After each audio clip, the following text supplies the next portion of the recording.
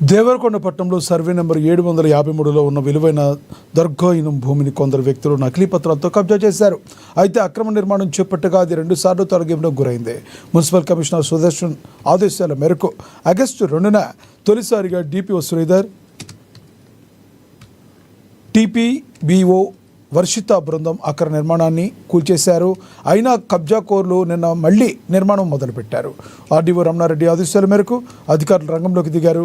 వక్ఫ్ board inspector Mohammed సమాచారంతో MRO Madhusudan Reddy వెంటనే రంగంలోకి దిగి జరుగుతున్న అక్రమ నిర్మాణాన్ని రెండోసారి పూర్తిగా తొలగించారు. ఇనాం భూమిని కబ్జా చేయాలని ప్రయత్నాలను అధికారులు పట్టుదలతో అడ్డుకున్నారు.